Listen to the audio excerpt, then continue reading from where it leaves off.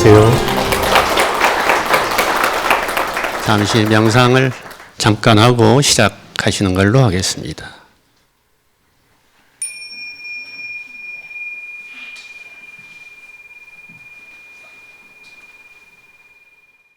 호흡을 바라보십니다.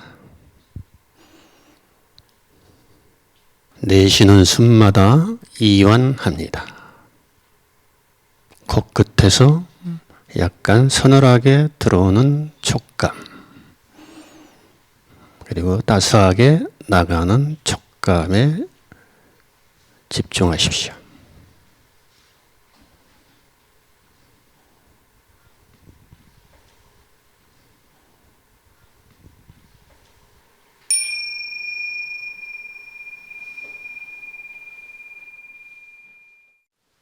오늘의 제목은 에고의 보호작용입니다.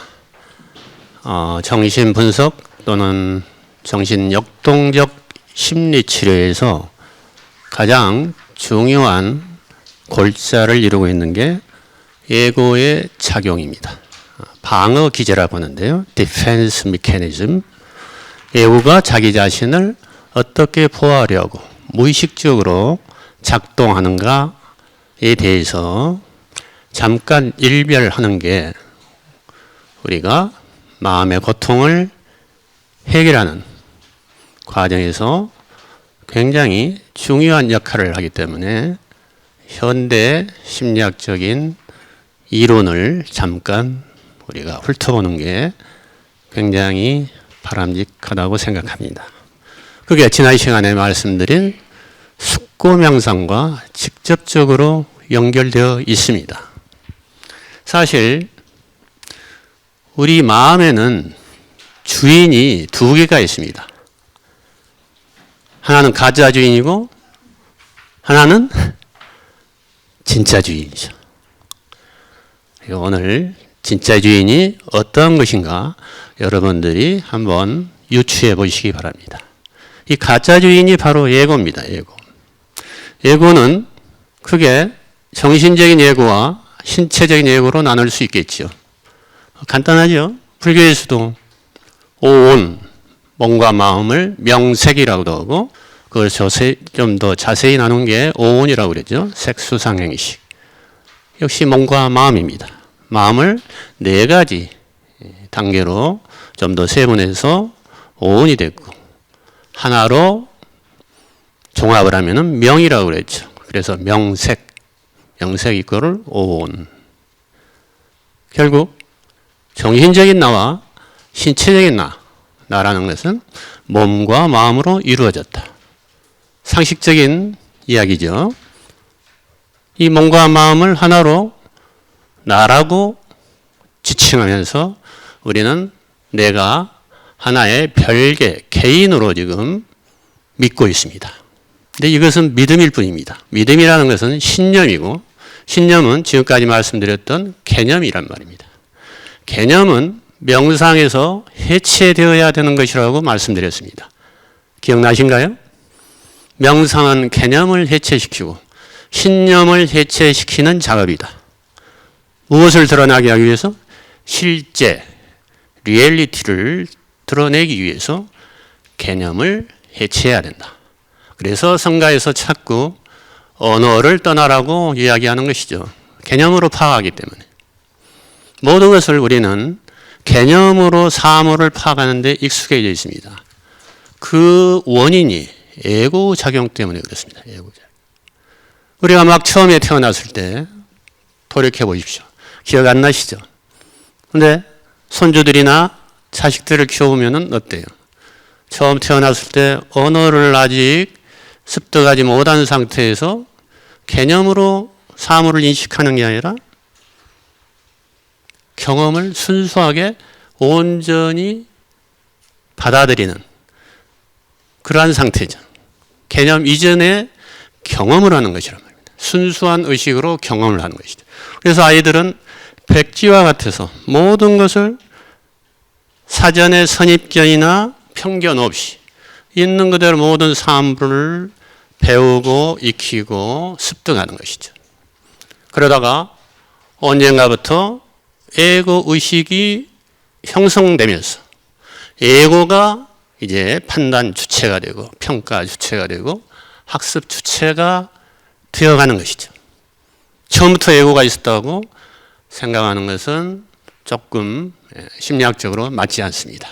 우리의 발달 심리학에서는 에고가 대개 2세경부터 2 내지 3세경부터 형성되기 시작해서 쭉 점점점 분화와 심화를 거쳐서 가장 자아의 정체성이 확립되는 시기가 사춘기, 청소년기에 이르러서 거의 완성된다고 하지요. 그리고 죽음이나 자살에 대해서 어느 정도 이해할 수 있는 나이는 10살 전후입니다. 그러니까 10살 미만, 초등학교 저학년 아이들은 죽음에 대해서 잘 이해를 하지 못합니다. 개념화가 좀 덜 되어 있습니다.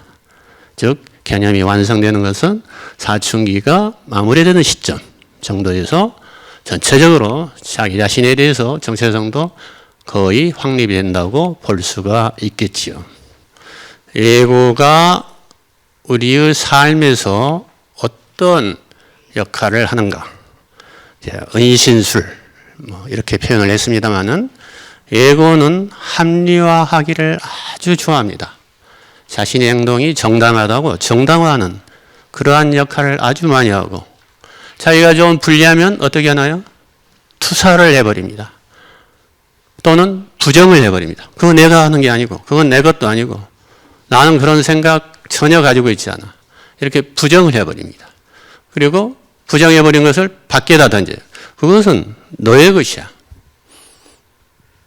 내 것이 아니라 너의 것이야. 강력한 투사작용. 이게 에고 작용 중에서 굉장히 중요한 작용입니다. 그렇게 해서 자기의 아픔을 보호하려는 역할을 무의식적으로 사용을 하는 것이죠.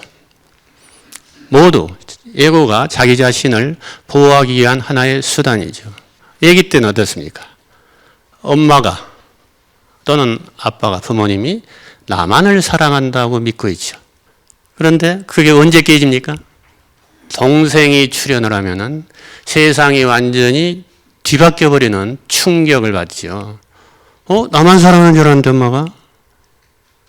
동생을 더 관심을 주고 시간을 두고 더 보살피는 엄마를 보고 엄청난 절망에 빠져버리죠. 그 다음에 유치원을 들어갑니다. 초등학교를 들어갑니다. 선생님이 나만을 사랑하고 나만을 최고라고 여기는 것 같이 느껴집니다. 그런데 언젠가 보니까 다른 친구에게도 칭찬을 아끼지 않거든요. 거기서 또 한번 좌절을 느끼죠. 친구를 사귀입니다. 너만은 나의 진정한 친구, 가장 가까운 친구니까 나만을 위할 거라고 굳게 믿었는데 그 친구가 어느 날 보니까 다른 친구와도 다정하게 웃고 이야기를 합니다. 얼마나 실망을 합니까? 실망뿐만 아니라 강력한 질투를 느끼죠. 좀 더 자랐습니다. 결혼을 합니다. 아이만은 내가 낳고 내 것인데 나만을 좋아하고 나만을 사랑할 줄로 믿었는데 어떻습니까? 아이가 점점 자라면서 말을 안 듣고 반항하고 심지어는 사춘기에 가서는 문을 닫고 나가버리고 집을 나가버리고 왜 나를 낳았느냐고까지 이야기를 하죠. 엄청난 또 절망을 느끼죠. 그렇지 않습니까? 이게 뭐죠? 누가 그렇게 반응하고 있나요? 에고가 반응하고 있습니다. 에고가. 그 장자의 유명한 허주 이야기가 있습니다. 빈배. 안개가 깊은 강가에 배들이 여기서 쿵, 조금 떨어진 데서 쿵 하고 부딪히는 소리가 났습니다. 한 군데에서는 조용한데, 침묵이 이런데, 한 군데에서는 서로 시비가 붙었습니다. 네가 잘했니? 내가 잘했니? 잘잘못을 따지면서 싸움이 일어났어요. 무슨 차이죠? 두 군데서 어떤 차이가 있나요?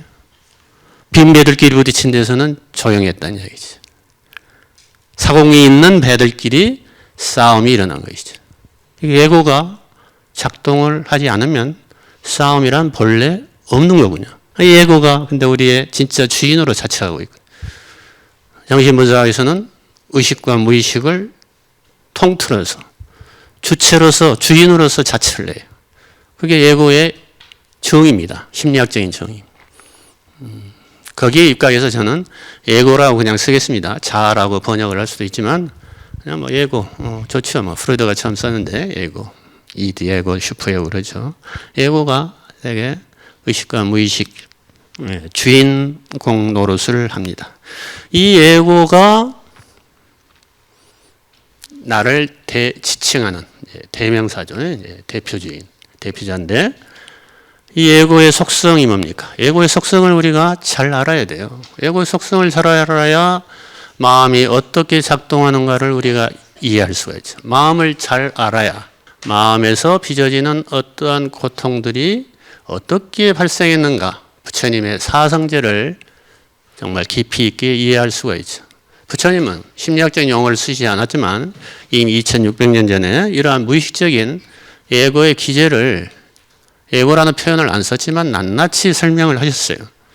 자, 에고는 주로 어떤 기능을 하느냐? 판단을 하죠, 판단. 옳고 그름을 판단해요. 굉장히 중요한 기능입니다. 이 판단을 하지 않으면 이 세상을 살 수가 없죠. 선악을 판단하고 평가하는 기능이 있죠, 평가. 그런데 이게 너무 심하게 되면 어떻게 돼요? 자꾸 판단만 하고 사니까, 판단한다는 것은 벌써 생각으로 옳고 그름을 구별을 했다, 분별, 개념화했다 이런 뜻이죠. 그러니까 상대방 또는 사물을 판단하느라고 경험을 놓쳐버린다 이야기입니다. 즉 언어를 습득하기 이전에 아이의 순수한 백지와 같은 의식 상태로 사건을 경험하는 게 아니라 이미 자기가 경험했던 어떠한 지식을 가지고 또는 주변에서 주입한 지식을 가지고 학습된 개념으로서 판단을 한다는 얘기죠. 그러니까 빨간 장미꽃을 보고 아름답다. 이걸로 끝나야 될 걸. 저 빨간 장미가 어디서 왔고 어느 나라에서 수입됐고 어느 정원에서 핀 빨간 장미고 뭐 이런 식으로, 또는 저 빨간 장미가 지난 시간에 이야기했지만 나에게 복통을 안겨준 빨간 꽃이고, 이런 식으로 여러 가지 생각으로서 장미꽃을 보기 시작하면 이런 것을 개념으로 사물을 파악한다 그러죠. 그래서 그것을 개념지라고 불교에서는 말씀하시죠. 분별지다 그러죠. 분별해서 파악한다. 부처님이 분별해서 파악하는 것은 생멸심이고, 무분별지, 진여심은, 진정한 나의 마음은 분별하지 않는다. 분별하지 않는다는 말을 쉽게 표현하면 어떻게 합니까? 무분별지하면 굉장히 어려워지죠. 그것을 체험지라고 저는 표현을 합니다. 체험지. 무분별지는 어려워요. 분별을 하지 않고 어떻게 습득한단 말이에요. 체험을 통해서 습득한다. 명상도 호흡을 바라보라 했는데 호흡하면 개념이잖아요. 들어오고 나가는 숨 이런 거 다 생각이란 말이에요. 근데 직접 코끝에서 서늘한 감촉과 따스한 감촉을 느끼고 체험하면 그거는 체험지가 되죠. 배에서 호흡을 바라보면 배가 오르락 내리락 하는 움직임으로 느낀다. 그 배의 움직임이 체험지란 말이에요. 호흡이라는 이름과 아무 상관이 없죠. 호흡이라는 개념과 아무 상관없이 호흡을 코에서 느끼고 배에서 느낄 수가 있죠. 약간 이해가 되십니까? 분별지나 개념지, 무분별지와 체험지. 개념지, 분별지 하면 너무 철학적이죠. 무분별지 하면 너무 어려워요. 그래서 명상은 다시 경험을 강조하고 개념을 해체시킨다. 제가 이렇게 말씀을 드린 겁니다. 자, 모든 고통의 근저에 에고가 있다는 것은 아까 에고가 판단을 합니다. 나만을 사랑하는 줄 알았는데 동생도 사랑하고 다른 사람도 사랑하고 이런 것을 보고 상처를 받잖아요. 그렇죠? 상처를 받으면 어떻습니까? 거기다가 지난 시간에 배운 마도빛 강의에서 눈사람처럼 찐빵처럼 생각을 갖다가 붙이기 시작하죠. 부풀리기 시작해. 엄마가 동생을 보더니 동생만 예쁘고 나는 미워졌나 봐, 싫어졌나 봐. 이런 식으로 해석을 가한다는 얘기죠. 이거는 사실과는 다른데도 이러한 망상적인 해석을 가하는 게 에고의 특징이라는 이야기죠. 그런 것을 걷어내는 작업이 사실은 심리치료고 명상이다. 그래서 명상과 심리치료는 둘이 아니라고 제가 첫 시간에 말씀드린 이유입니다.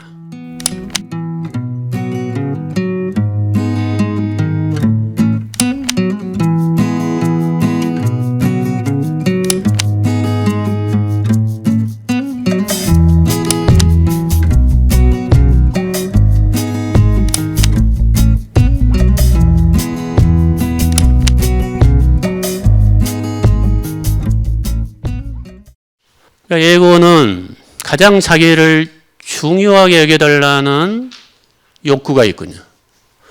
사랑받고 싶은 욕구가 있고 인정받고 싶은 욕구가 있죠.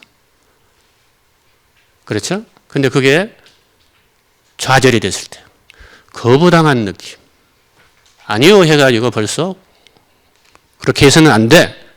이러한 부정적인 언어적 훈육에 의해서 아이는 심대하게 상처를 받지 않겠습니까? 부모님이 뭐 크게 욕을 한 것도 아닌데도 훈육 과정에서 노 했을 때 거절받는 느낌을 받습니다. 거부당한 느낌, 인정받지 못한 느낌, 그리고 동생을 봐서 내가 덜 보살핌을 받는 느낌, 보살핌을 받지 못하는 느낌, 이런 것들이 우리의 어린아이 마음속에, 무의식 속에 차곡차곡 저장이 되는 것입니다. 이게 이제 카르마가 되는 거죠. 카르마. 후천적인 카르마죠. 선천적인 카르마도 있다고 융은 말했지만 그건 인류 보편의 카르마죠. 인류 보편의 경험. 또는 뭐 전생적인 경험도 선천적인 카르마에 해당되어 있지만 우리가 현생 부모님을 만나가지고 저장되는 여러 가지의 카르마는 모태에 입퇴한 후부터 부모님의 경험과 함께하고 있습니다. 그래서 관계에서 오는 카르마, 관계에서 오는 상처를 정확하게 우리가 보고 이해할 수 있어야 됩니다. 이게 바르게 본다는 것, 있는 그대로 본다는 것은 이러한 과정을 명료하게 알고 보는 것이지 그냥 겉만 보고, 예를 들면 빨간 장미꽃을 봤다고 해서 사실 그대로 보는 건 아니라는 얘기예요. 빨간 장미꽃이 왜 복통을 일으켰는가를 있는 그대로 보아야만 그것을 있는 그대로 보는 것이죠. 그러니까 팩트, 사실만 가지고 다 봤다고 할 수 없습니다. 팩트만 봤다고 고통이 다 사라지는 거 아니에요. 오히려 명상에서 중요하게 여기는 것은 에고가 그렇게 작용하고 있음을 정확하게 바라보는 것이에요. 에고가 비교하고 판단해서 스스로 상처를 받고 있음을 명확하게 바라보고 알아차리는 것이, 이게 진정하게 있는 그대로 보는 것입니다. 겉에 결과만 보고 있는 그대로 보는 것은 누구나 할 수가 있죠. 그것은 1단계. 2단계는 좀 더 숙고해서 에고가 그러하고 있음을 보는 것. 자, 분노가 어디서 나옵니까? 여러 가지 욕구가 좌절돼서 오지 않습니까? 오늘 강의 시간에 두 번째 주제가 감사인데요. 자, 다른 각도에서 다시 한번 이것을 설명을 드리겠습니다. 감사를 우리가 잘 할 줄 모릅니다. 감사를 많이 느끼지 못해요, 평소에. 감사 많이 느끼신 분 손 들어보실까요? 감사하며 사는 분. 아, 그러십니까? 아, 훌륭하십니다. 근데 저도 감사를 잘 평소에 못 느끼거든요. 왜? 만족스럽지 못하기 때문에. 마음이 뭔가 불만 상태이기 때문에. 마음이 불만스러우면 감사할 수 있나요? 감사라는 것은 어떠한 마음 상태예요? 완전히 만족한 상태죠. 만족한 상태라는 것은 거의 해탈 상태입니다. 해탈하셨군요. 자, 만족을 못. 에고는 속성이 만족할 줄 몰라요. 근데 만족하는 것은 진짜 주인공. 진짜 주인공이 만족하는 겁니다. 에고는 기본적인 속성이 만족할 줄 몰라요. 100을 가지면 1000을 원하는 게 에고의 속성이라는 이야기죠. 내가 그렇게 많이 줬는데도 한 가지만 서운하게 하면 어때요? 에고가 어떻습니까? 상처받았다고 그러잖아요. 나 상처받았어. 왜 하나를 안 준 거야? 그렇게 많이 줬는데도 하나가 부족하면 그걸 가지고 상처받았다고 불만을 터뜨리고 화를 내지 않습니까? 자, 아까 사랑받고 싶은 욕구, 기본적인 욕구들이 있죠. 우리 욕구들. 인정받고 싶어하고 나를 아주 존중해 주기를 바라고 중시해 주기를 바라요. 나를 무시해버리면 얼마나 상처를 받습니까? 즉 욕구가 충족이 안 돼 있다는 얘기죠.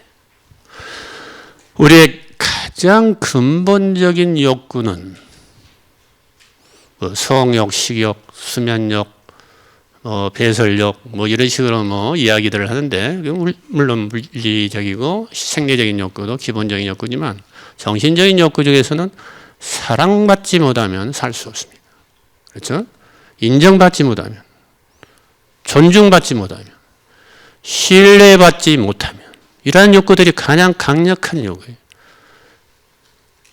사랑받지 못하면 엄청난 상처를 받고 존중받지 못하고 무시당하면 엄청난 상처를 받고 그렇죠? 인정받지 못하고 거부당하면 소외당하는 것 같고 따돌림 당한 것 같으면 왕따 현상도 있죠. 왕따들 많이 당하잖아요. 학생들.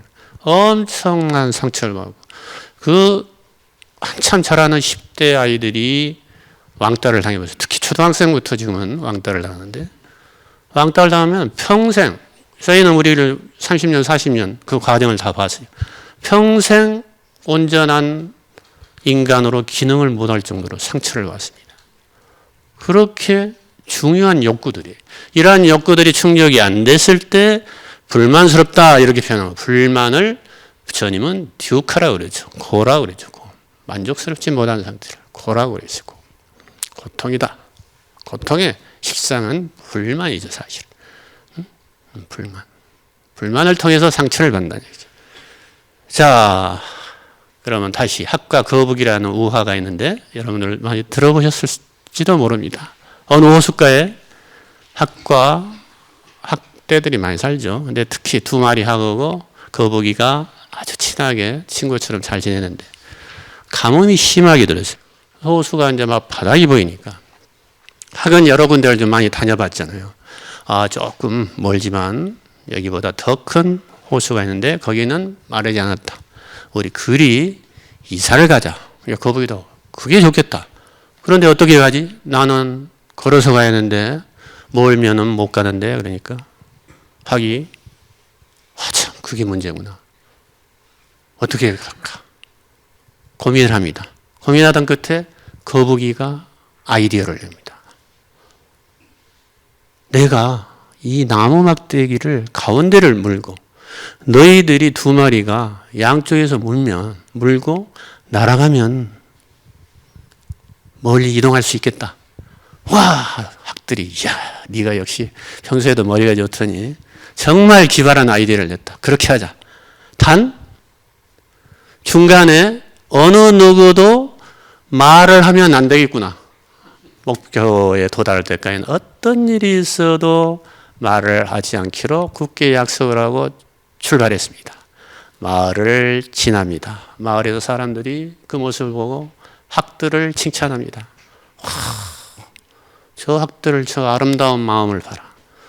거북이를 이렇게 이동을 시킨다. 학들을 칭찬합니다. 거북이는 기분이 좀 상했지만 참아야죠. 떨어질까 봐. 두 번째 마을에서도 또 학들을 칭찬하죠. 학들이 거북이를 위해서 참 희생을 하고 있구나. 헌신하고 있구나. 참았습니다.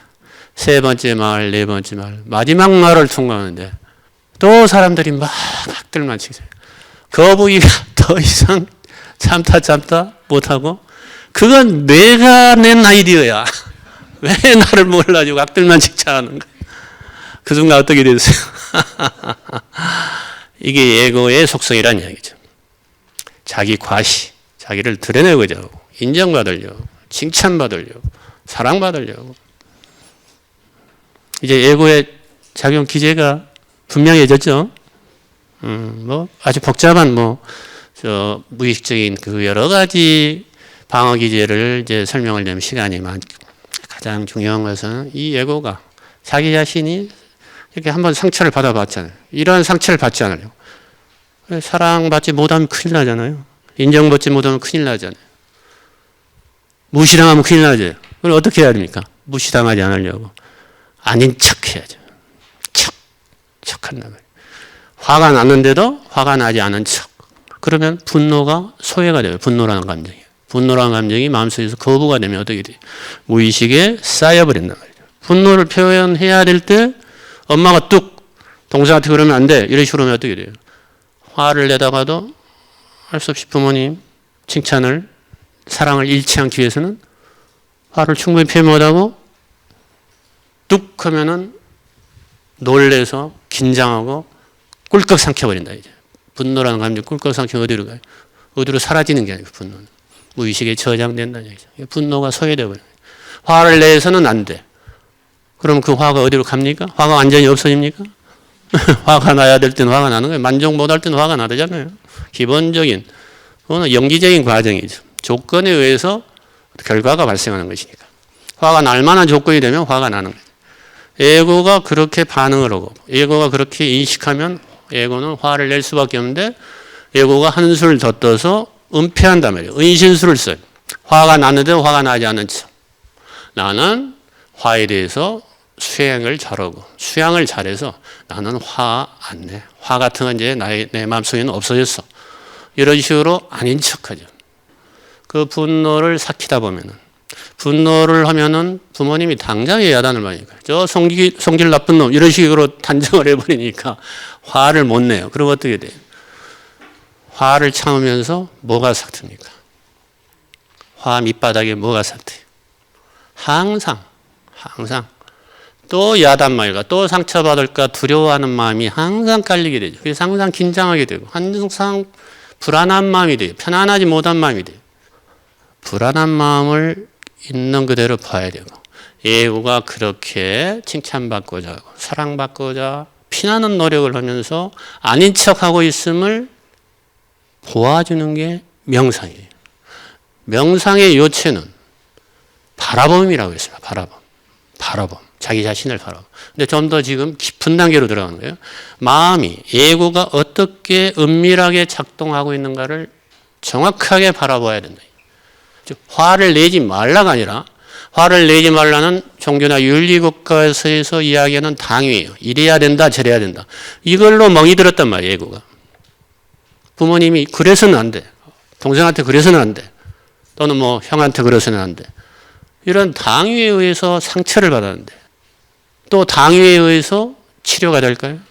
화내서는 안 돼. 화를 안 낼 수가 있나요? 그렇게 해서 화를 안 낼 수만 있다면 당연히 그렇게 해야죠. 그렇게 가르쳐야죠.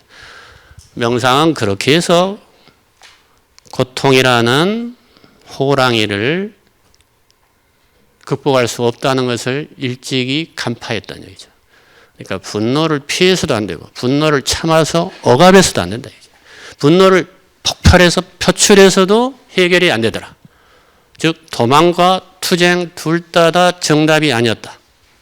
분노를 표현해서도 안 되고 분노를 피해서 억압해서도 안 된다면 제3의 길이 뭔가? 이게 화두란 말이에요. 이게 진짜 화두예요. 이게 삶에서 진짜 화두. 무슨 아주 형이상학적인 화두를 가지고 논할 필요가 없습니다. 현대인의 화두는 자신의 고통을 가지고 고통을 어떻게 해결해야 되는가? 이것이 삶 속에서 살아있는 화두란 얘기죠. 죽은 화두를 가지고 백날 무문관에서 실험해야 답이 안 나온다는 얘기죠. 삶 속에서 화두를 풀어야 되죠. 명상은 어떻게 하라고 했느냐? 분노가 일어나고 분노가 있음을 분명하게 자각해야 돼요. 내가 분노 덮어버렸어요. 죄로 불씨를 덮어버렸단 말입니다. 그러면 분노가 없느냐 이거죠. 불씨가 없느냐 이거죠. 바람 불면 건드불면 불이 확 일어난다. 그거는 없어진 게 아니라 우리가 에고가 합리화시켜서 분노가 없는 척하고 있습니다. 그렇게 척하면은 자신의 본 마음하고 거리가 멀어져요. 분리가 된단 말이에요. 그러니까 에너지 소모가 많죠. 화가 일어나서 표현되려면은 큰일이 날 것처럼 불안하다는 얼람이 울리기 시작한다는 얘기죠. 그게 불안이에요. 분노에는 어떤 분노가 있습니까? 거의 사리충동도 있습니다.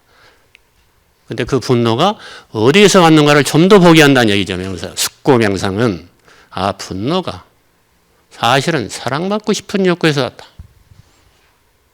근데 그 사랑을 잃어버릴까 봐 두려워하는 마음에서 왔다는 것을 명확하게 봐야 된다는 얘기죠. 이해가 되시죠? 네. 분노와 두려움이 사천지가이죠. 사천지가. 두려움과 분노는 전혀 별개일 것 같지만 화를 내고 매우 폭력적이고 무시무시한 지전파 같은 아이들도 마음속은 두려움으로 가득 찼다는 얘기죠. 그런 애들은 상담을 해보면은 굉장히 약하고 두려워요. 그래서 두려움을 방어하기 위해서 합리화시키고 승화시켜서 자기는 두려움은 굉장히 약한 모습 아닙니까? 힘약한 모습이잖아요. 나는 굉장히 파워풀한 사람이라고 합리화하고 승화시킨 결과가 폭력의 우두머리가 되는 것이죠. 모두 애고끼리 부딪히는 것이죠. 서로 각기 다른 바라는 바가 충족이 안 되고 상대방이 계속 그것을 거부하고 자기에게 저항한다고 생각하기 때문에 순종하지 않는 아내 이런 식으로 이야기를 하죠.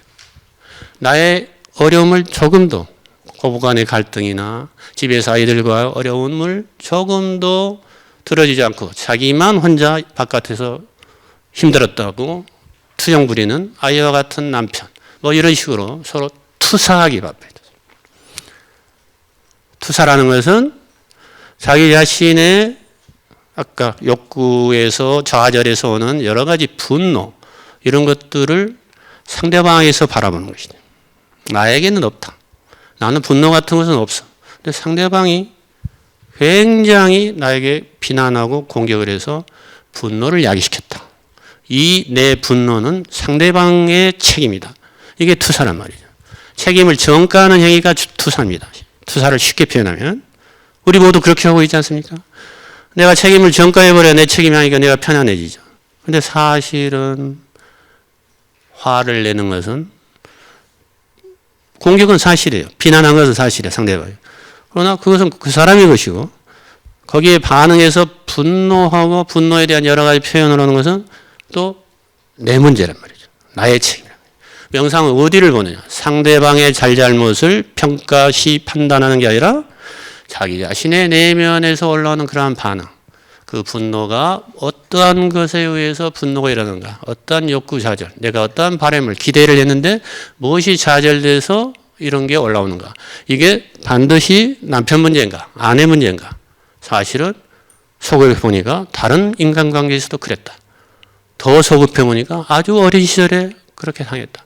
그래서 한번 형성된 어떤 신념에 의해서 거짓말하는 사람은 나는 용납을 못해. 이런 결론에 도달해서 조금만 남편이 거짓말하고 늦는 것에 대해서 사실을 이야기 안 하면 불같이 화를 내는. 저 사람의 잘못이야. 나의 원칙은 도저히 진실하지 못한 사람은 살 수 없어. 하고 결별선언을 하는 것이죠. 이러한 신념들로 가득 차 있어요. 에고가 만든 신념들. 이 신념들을 잘 봐야 됩니다. 여러분에게는 어떠한 신념들이 있는지 명상을 통해 숙고 명상을 통해서 보셔야만 그 신념에 의해서 잣대를 대가지고 상대방을 평가하고 거기에서 단죄하고 비난하고 원망하고 나쁘다고 평하고 그래서 상대방이 문제로 들리고 자기는 쏙 빠져버리는 그러한 작용을 낱낱이 보아야 된다는 얘기지. 그리고 화가 나면 화를 있는 그대로 봐야지. 화를 피할 필요는 없다. 화가 왜 일어났는가를 깊이 있게 바라보는 것이죠. 우리 마음속에 올라오는 어떠한 생각이나 감정도 명상 대상이라고 말씀드렸습니다. 이제 그것을 응용을 할 때예요. 어떠한 신념들이 있는가, 어떠한 결론들을 내가 가지고 세상을 살아가고 관계를 맺고 있는가, 인간관계를 맺고 있는가. 거기에서 스스로 내가 관계를 단절시키고 관계를 소외시키고 후퇴하고 스스로 고립을 자처 있는가. 이런 것들을 명확하게 볼 수 있어야 숙고 명상을 잘 하신다고 할 수 있습니다. 숙고 명상이 이제 이해가 되십니까? 그것을 적어야 돼요. 명상. 직접 명상을 해서. 제가 아까 1분만 잠깐 명상하자 했는데 사실은 명상 워크숍에서는 1시간, 2시간씩 숙고를 시켜요. 그러면 무의식에 저장했던 어린 시절에 전혀 지금 재로 그냥 꽉꽉 묻어두었던 사건들이 떠오른단 말입니다. 지금은 떠오르지 않은데 명상 중에는 뇌파가 안정돼 가지고 정말로 평소에는 에고가 방어 기제를 잘 설치해서 올라오지 못하게 딱딱 막고 있거든요. 에고가 무의식적으로 딱 보호 기제를 작동을 해가지고 명상은 그 보호 기제를 해체시키면서 하나하나 더 심층적으로 양파 껍질 벗기듯이 무의식의 깊은 심층으로 안내해서 마침내 떠올라서 나는 이제 화 안 나. 그런데 엄청난 화가 나는 그런 사건으로 안내를 한다니. 그래서 그 사건으로 다시 돌아가서 충분히 경험을 하고 그때 어떤 일이 벌어지는가를 분명하게 명확하게 안다면 있는 그대로 보는 것이 완성되는 겁니다. 이러지 않고 표층적으로 피상적으로 현상적으로 있는 그대로 보는 정도 가지고는 고통이 해결되겠습니까? 그래서 제가 숙고명상을 강조하는 겁니다. 숙고명상. 숙고명상이 아주 중요합니다. 감사명상은 이러한 것을 낱낱이 봐야 내가 어떻게 해서 상처가 발생했고 누군가로부터 어떠한 기대를 했는데 그것이 충족이 안 됐을 때 이렇게 분노하고 억울해하고 나의 정당함을 이렇게 막 늘어놓죠. 예고는 그런 이야기를 많이 하죠. 눈을 감으면 부부간에 싸웠어요. 그러면 계속 상대방의 부당함을 예고는 주장합니다. 나의 정당함을 주장하고 내가 상처받지 않기 위해서 상대방의 모든 비리와 지금까지 방금 싸운 것으로 끝나지 않아. 5년 전, 10년 전 결혼 직전에 시어머니 장모에게 서운하게 했던 점까지를 다 끄집어내가지고 정당화시키면서 막 퍼버리는 거죠. 마음속에 그렇게 올라오죠. 그리고 실제로도 그렇게 하죠. 그러한 것들이 계속 올라온다는 이야기죠. 내면에서. 그게 잡념들의 원천이죠. 원천. 상처가 잡념들의 원천. 사랑받고 싶다. 이 사랑은 사실은 사랑을 받지 못하면 바로 미움과 증오로 변환되는 조건적인 사랑이죠. 절대적인 사랑이 아니죠. 아까 부모님의 사랑도 사실은 사랑이 아니었잖아요. 이완계인에 대한 사랑도 사실은 사랑이 아니에요. 뭐였어요? 내가 소유하고자 하는 마음. 소유해서 어떻게? 내 마음대로. 내가 뜻한 대로. 내가 바라는 대로 상대방이 순한 강아지처럼 길들여지기를 바라는 그런 소유욕, 지배욕이 사랑이라는 칼을 쓰고 분신, 은신술을 썼단 말이죠. 승화됐단 말이에요. 승화. 예? 그렇죠. 이것을 봐야 된다. 그래서 사랑은 사실은 소유욕이구나. 집착이구나. 집착이기 때문에 사랑하지도 말고 미워하지도 말라고 부처님이 말씀하셨구나. 이 집착을 버리기 위해서는 사랑하지도 말고 미워하지도 말라는 것은 그 욕구를 깊이 있게 봐서 그 욕구가 좌절돼도 이것은 에고가 바라는 욕구지 내 진정한 나의 모습이 아니야. 이건 구름 정도에 불과해.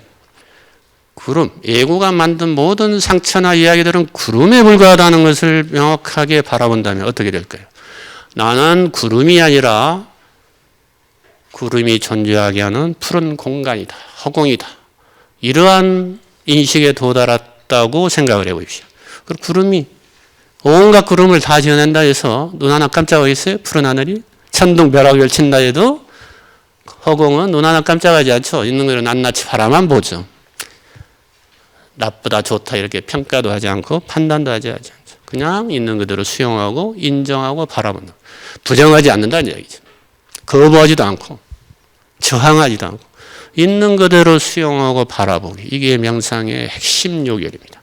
마치 푸른 하늘처럼 바다처럼 대지처럼 이렇게 명상하라고 부처님은 니카에서 말씀하셔요. 그래서 자연을 보고 배워야 되는 것이죠. 근데 그런 푸른 하늘과 같은 마음이 있다. 본 마음이 있다. 그게 우리의 진짜 주인공이다. 근데 그것을 없다고 해버리면 어떻게 됩니까? 허공 잡을 수가 없고 이름도 없고 형상도 없고 그러니까 없다. 이건 말이 안 되니. 그건 무아로이죠. 단멸론의 무아론. 단멸론의 무아가 아닙니다. 부처님의 무아는 진정한 나로서 무아예요. 그래서 부처님의 무아의 사상을 마지막 시간에 좀 더 세밀하게 공부하면서 직접 명상을 해보실 겁니다. 그래서 여러분이 푸른 하늘로서 진짜 주인공을 이 짧은 시간이지만 모두 만나기를 바라마지 않습니다. 감사합니다.